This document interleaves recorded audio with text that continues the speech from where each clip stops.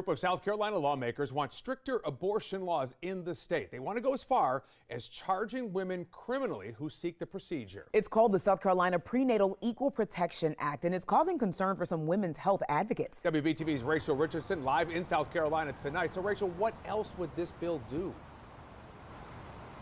Well, that's right. Those lawmakers want to see that bill eliminate all abortions in the state, but it leaves the question, what will that mean for women? Leaders want to see harsher punishments for people seeking those procedures, but women's health advocates say that it's leaving them concerned about what it will mean for health care. Stop passing bills that continue to regulate where, when, and how preborn babies can be killed under the law. South Carolina lawmakers met at the state's capital to announce efforts to outlaw abortion in what they call, quote, sweeping and historic legislation to protect every preborn child in South Carolina from abortion. I will be filing a bill of equal protection today. I know we've got hearts and minds to change. It's the South Carolina Prenatal Equal Protection Act. It defines unborn children at any stage of development as a person and classifies abortion as a homicide.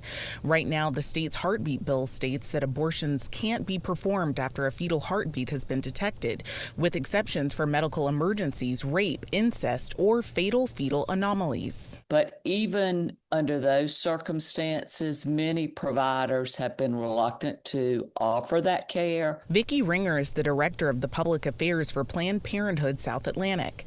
She says many women are going out of state to seek care.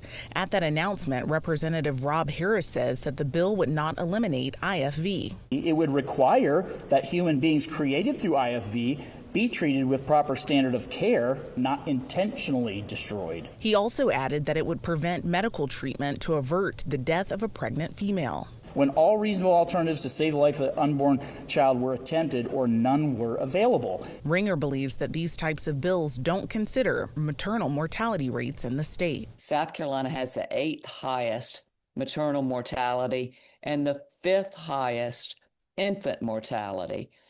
The rate of maternal mortality is 68% higher in states that ban abortion. We are going to continue to keep you updated on this bill, and right now it is scheduled for a hearing on Wednesday. If you'd like to reach out to your lawmaker about this bill, you can find them on our website, WBTV.com. In York County, Rachel Richardson, WBTV, on your side.